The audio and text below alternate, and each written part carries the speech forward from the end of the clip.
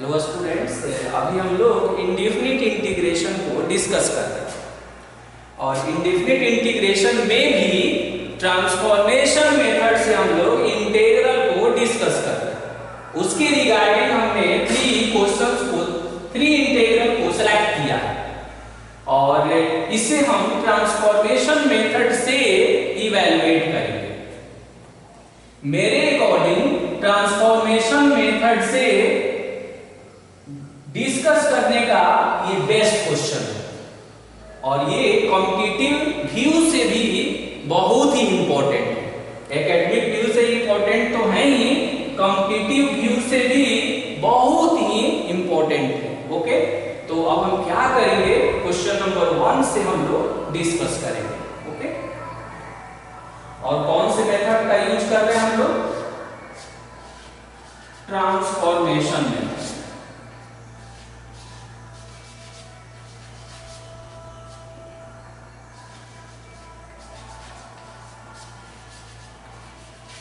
जब भी transformation method हम यूज करते हैं तो वहां आइडेंटिटी का बहुत ज्यादा यूज करते हैं।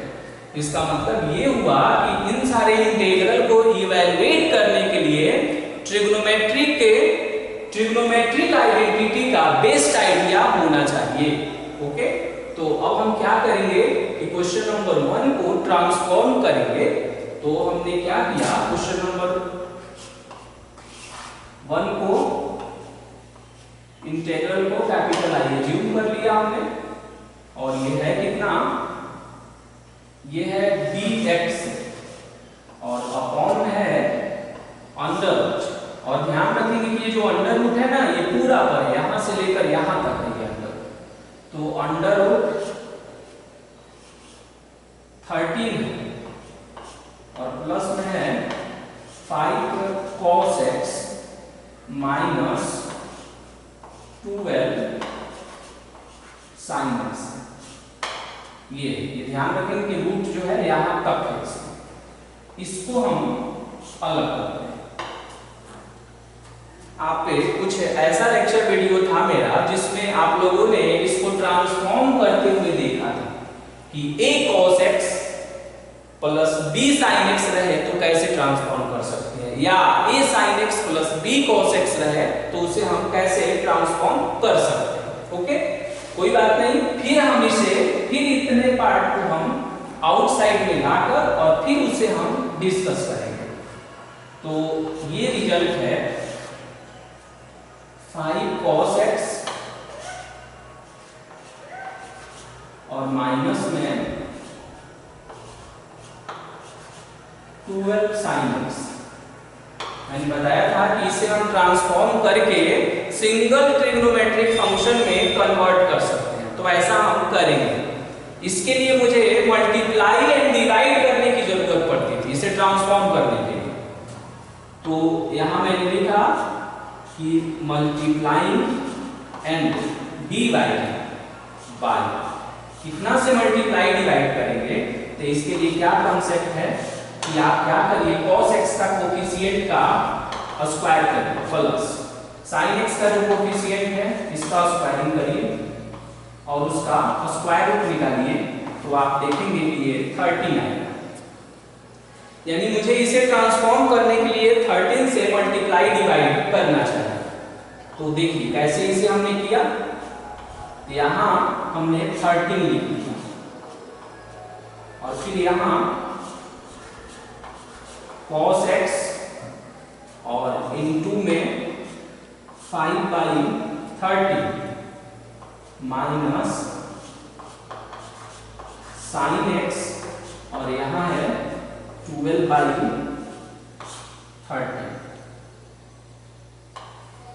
ऐसे हमने लिख दिया इसे 5/13 और वहां हो जाएगा 12/30। फिर हम 13 से मल्टीप्लाई करेंगे ना, तो फिर अपने ये प्रीवियस फॉर्म में आ जाएगा, बट करेंगे नहीं मल्टीप्लाई, क्योंकि हम तो कितना से मल्टीप्लाई करें और कितना से डिवाइड करें यही तो हम लोग वहां फाइंड कर रहे हैं। और फिर उसे अगर हम मल्टीप्लाई कर देंगे तो पुनः अपने ओरिजिनल फॉर्म में आएंगे, ऐसा नहीं करेंगे। अब हम क्या करेंगे कि 5/13 को जो है, पहले भी मैंने बताया था कि इसमें क्वालिटी होता है कि 5/13 को अगर आपने cos अल्फा एज्यूम कर लिया तो ये जो है ऑटोमेटिक साइन अल्फा हो जाता है। कहेंगे अल्फा क्यों लिख रहे हैं? क्योंकि 5/13 जो है ना, cos का कोई स्टैंडर्ड वैल्यू नहीं होता है। जैसे मान लीजिए कि अगर ये 1/2 रहता तो हम लिखते उसके जगह पर cos 60 डिग्री, बट मुझे 5/13 कौन से एंगल का वैल्यू होता है ये नहीं मालूम है, इसलिए हमने लिख दिया cos अल्फा। ओके, अब हम इसे कन्वर्ट कर 13 आउटसाइड में है और यहां हो जाएगा cos x और इनटू में cos alpha minus sin x और इनटू में sin अल्फा हो जाएगा।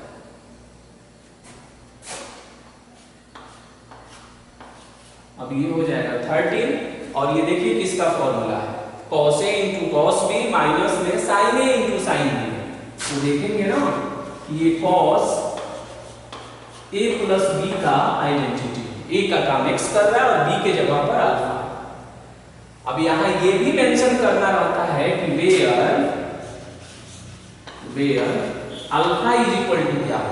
तो फर्स्ट वाले से अल्फा निकालेंगे तो कुछ और रिजल्ट आएगा, सेकंड वाले से अल्फा निकालेंगे तो कुछ और आएगा। तो क्यों नहीं कुछ ऐसा करें इसमें कि एक ही जगह से हम कैलकुलेट कर ले और दोनों का यूज भी हो जाए। देन tan अल्फा का formula sin alpha upon cos alpha. अब आपने sin अल्फा किसे एज्यूम किया था? 12/13। cos अल्फा 5/13, 13 से 13 कैंसिल कर देंगे और यहां हो जाएगा alpha is equal to tan inverse और 12/5। देखिए अब हमने इसे कन्वर्ट कर दिया। Alpha is equal to tan inverse 12/5। तो हमेशा ध्यान रखेंगे कि ये ट्रांसफॉर्म होकर 13 cos x प्लस अल्फा बना, where alpha is equal to tan inverse 12/5। अब है कि ऐसा करने से क्या बेनिफिट हुआ, तो देखिए अभी दिखेगा आपको कि ऐसा करने से इंटीग्रल में क्या बेनिफिट हुआ। ये dx था और अंडर रूट ये था 13 प्लस, और इसे हमने ट्रांसफॉर्म करके क्या बनाया 13 cos x plus alpha, where alpha is equal to this. अब यहां से आप देखेंगे तो ये बनेगा dx अपॉन, यहां से 13 का कॉमन बनाएंगे तो 13 का कॉमन बनाएंगे तो क्या आएगा 1 plus cos x plus alpha.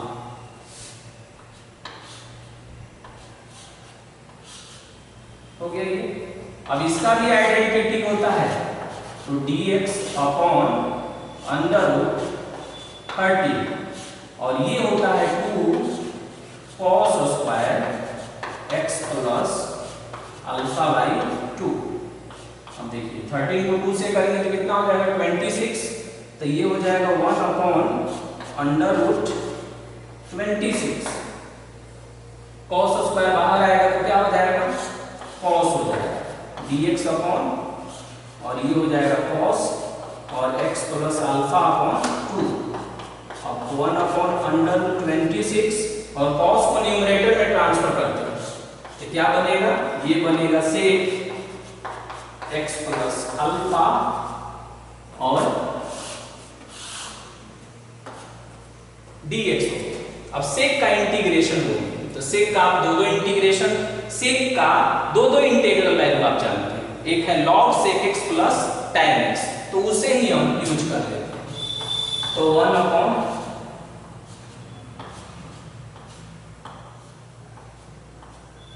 Under root 26 और सेक का हो जाएगा log sec x plus tan x, तो sec हो गया sec x और प्लस में हो जाएगा tan x प्लस अल्फा और ये हो जाएगा, अब dx यहाँ से हम रिमूव कर देंगे और प्लस में हो जाएगा कि हो गया, और यहाँ लिख देंगे कि where alpha is equal to tan inverse और कितना है 12/5 हो गया। ये करेक्ट हमने आंसर कैलकुलेट कर दिया। तो ये बहुत ही इंपॉर्टेंट क्वेश्चन है। एक और क्वेश्चन आप इसमें ऐसे सोच सकते हैं, पूछ सकते हैं मुझसे कि आपने इसे कॉस में ही क्यों बनाया। एक क्वेश्चन है कि इसके कॉस में ही क्यों कन्वर्ट किया गया, क्योंकि आपको तो मैंने बताया था कि इसे ट्रांसफॉर्म करने के क्रम में ये साइन में भी ट्रांसफॉर्म हो सकता है। तो जब साइन में ट्रांसफॉर्म करते ना तो साइन में 1 प्लस साइन रहता, तो इसका कोई आइडेंटिटी नहीं होता है, डायरेक्ट आइडेंटिटी इंटीग्रेबल फॉर्म में नहीं होता है। 1 माइनस साइन रहता तो भी उसका आइडेंटिटी हम नहीं यूज कर पाते सिंपल में। ओके, तो कॉस में उसको ट्रांसफॉर्म करना सबसे सुपीरियर है। अब हम क्वेश्चन नंबर 2 को डिस्कस करेंगे।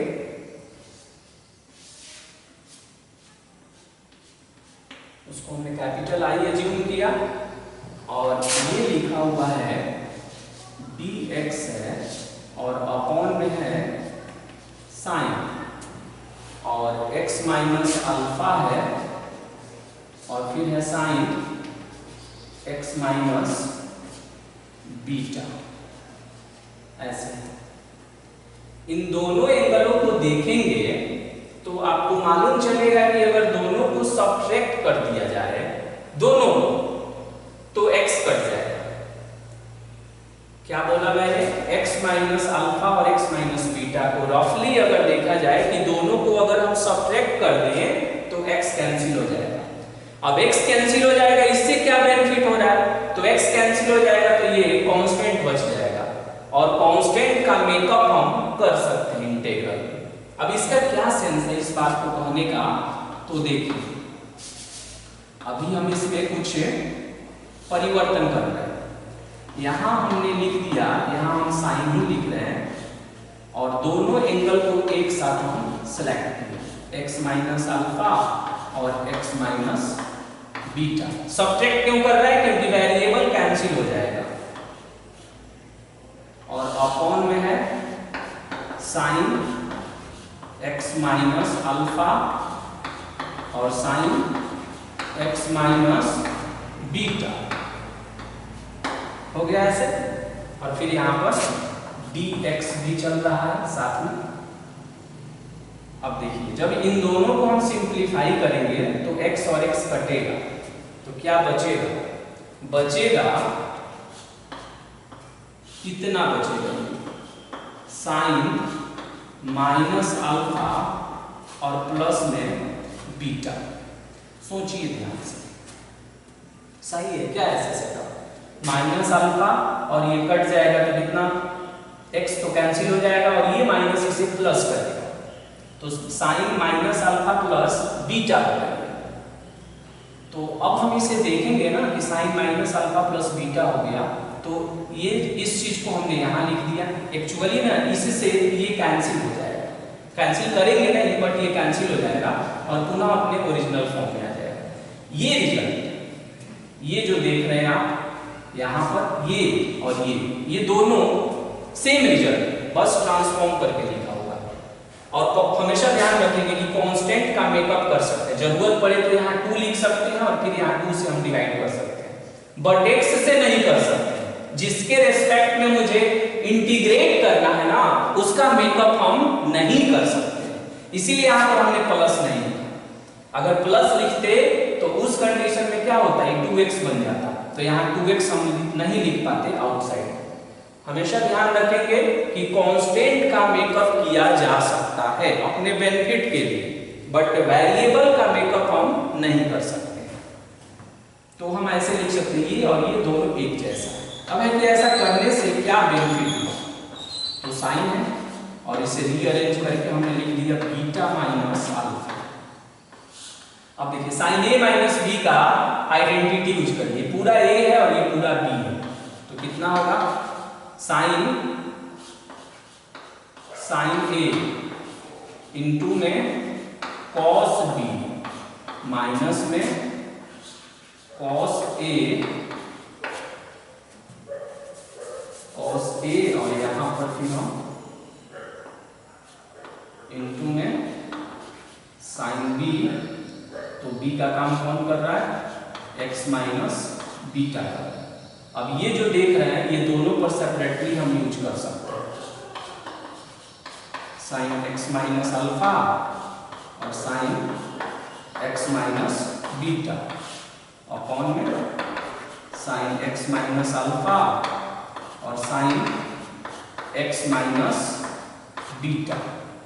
ओके, ऐसा हम कर सकते हैं। थोड़ा सा आप इसे देख लेंगे, थोड़ा सा लेंथी फॉर्म हो गया है और यहाँ का जो माइनस है इसे हम यहाँ लिख देते हैं और ये माइनस नहीं है, ये इनटू है यहाँ। फिर एलसीएम लेंगे तो देखेंगे यही हो जाएगा और साइन ए माइनस बी का आइडेंटिटी भी हुआ। ऐसा करने से देखेंगे ये कैंसिल होगा, फिर यहाँ से देखेंगे ये कैंसिल हो जाएगा और बताइए कितना है 1 upon sine beta minus alpha और देखिए कॉस अपॉन साइन कितना हो जाएगा कॉट हो जाएगा और ये हो जाएगा x माइनस बीटा dx हो जाएगा माइनस, फिर कॉस अपॉन साइन हो जाएगा तो ये हो जाएगा कॉट और x माइनस अल्फा और dx हो जाएगा 1 upon sine beta minus alpha, 1 upon sine beta minus alpha. अब कॉट का इंटीग्रेशन बताइए, तो कॉट का इंटीग्रेशन जब हम लिखेंगे तो कॉट का कितना हो जाएगा लॉग साइन x, तो लॉग और मॉड में साइन x माइनस बीटा, फिर माइनस लॉग और ये हो जाएगा मॉड में sine x minus alpha bracket close plus में a।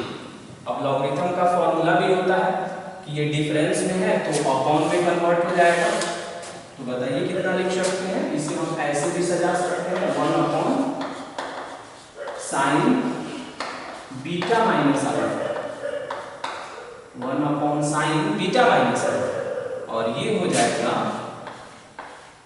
Log sine x minus beta, sine x minus beta upon sine x minus alpha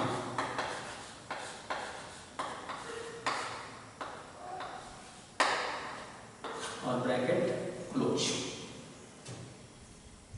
हो गया। अब इसको भी हमने इंटीग्रेट कर दिया और प्लस में हम के लिए इसमें ये जो कॉन्सेप्ट ये जो मेकअप का कर रहा है ना, यही इसका इंपॉर्टेंट पार्ट है।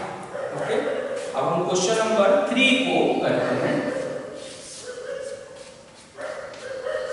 इसमें देखिए अपॉन में कितना है साइन x है, इसे हम ऐसे लिख सकते हैं क्या 1 प्लस साइन x और यहां लिख देंगे माइनस 1 और अपॉन में under root 1 plus sine x dx। सोचिए 1 से 1 कैंसिल होगा फिर अपने ओरिजिनल फॉर्म में आएगा। अब ऐसा करने से क्या बेनिफिट हुआ, अब इसको इंडिविजुअली हम यूज कर रहे हैं 1 plus sine x under root 1 plus sine x dx और minus dx upon under root 1 plus sine x हो गया। अब देखिए ये रूट में है और ये विदाउट रूट का है, तो ये कैंसिल होगा just like 2 upon root 2 same चीज है, तो ये इसमें 2 बार रूट बन जाएगा ऐसा वाला, तो एक कैंसिल हो जाएगा तो ये बनेगा under root 1 plus sine x dx और माइनस ये वैसे ही है dx upon under root 1 plus sine x। अब देखिए देखिए इसे हम ट्रांसफॉर्म करने वाले हैं। क्यों? इसको आइडेंटिटी पर सेट करने के लिए 1 plus cos pi by 2 minus x कर दिए dx, फिर dx upon under root 1 plus cos pi by 2 minus x कर दिए। देखिए यहाँ पर कुछ चेंजिंग किया गया है, इसे ध्यान से देखिए, इसे चेंजिंग किया गया है क्योंकि कॉम्प्लीमेंट्री पेयर में पढ़ते थे ना कि cos 90 minus theta sine theta होता है, तो हमने इसे cos में ट्रांसफॉर्म किया। अब है कि क्यों करते हैं ऐसा? साइन में ही था तो क्या प्रॉब्लम था, cos में क्यों किया गया? क्योंकि 1 प्लस cos थीटा का ना आइडेंटिटी होता है, इसीलिए ऐसा कर रहा है। तो ये हो जाएगा 1 प्लस cos थीटा है तो इसका आइडेंटिटी हो जाएगा 2 cos स्क्वायर, और थीटा बाई 2 होता है, मतलब कि इस एंगल का हाफ होगा, तो पाई बाई 4 और माइनस में x बाई 2 dx होगा। सेम चीज यहाँ भी होगा, dx अपॉन और under root 2 cos square pi by 4 और माइनस में x बाई 2 होगा। अब देखिए रूट 2 है, रूट 2 बाहर हो जाएगा, cos स्क्वायर का कितना हो जाएगा, cos हो जाएगा जब इसका स्क्वायर रूट निकालेंगे। dx हो गया 1 बाई रूट 2 बाहर होगा, यहाँ बाहर निकला तो क्या होगा, cos हो गया, और cos को ऊपर में ट्रांसफर कर लेंगे तो कितना हो जाएगा, sec हो जाएगा पाई बाई 4 माइनस x बाई 2, और ये हो जाएगा dx। हो गया। अब आप इसे इंटीग्रेट कर लेंगे, cos का इंटीग्रेशन साइन लिख देंगे, sec x का लिख देंगे log sec x plus tan x। लेकिन दूसरी बात ये इंपॉर्टेंट है कि यहाँ देखिए x का कोफिशिएंट देखिए कितना है, यहाँ पर जहां हमने थोड़ा डिप किया वहां देखिए, तो x का कोफिशिएंट कितना है, -1/2। यहाँ पर x का कोफिशिएंट कितना है, -1/2, तो -1/2 से डिवाइड करिएगा, इंटीग्रल फॉर्मूला लिख देंगे और -1/2 से डिवाइड कर देंगे। ओके, तो इन तीनों इंटीग्रल को, ये थ्री जो इंटीग्रल हमने लिखा है, इसे आप कॉन्शियस होकर इसे देखेंगे क्योंकि ये वेरी वेरी इंपॉर्टेंट है। मैंने शुरू में भी बोला कि एकेडमिक के लिए भी इंपॉर्टेंट है और कॉम्पिटिटिव दोनों के लिए ये इंटीग्रल बहुत ही इंपॉर्टेंट है। और इसे हमने कौन मेथड से किया, ट्रांसफॉर्मेशन मेथड। जब भी हम ट्रांसफॉर्मेशन मेथड से करते हैं तो जनरली ट्रिग्नोमेट्रिकल आइडेंटिटी का यूज करते हैं और आपको ट्रिग्नोमेट्रिकल आइडेंटिटी पूरा लर्न कर लेना है। ओके।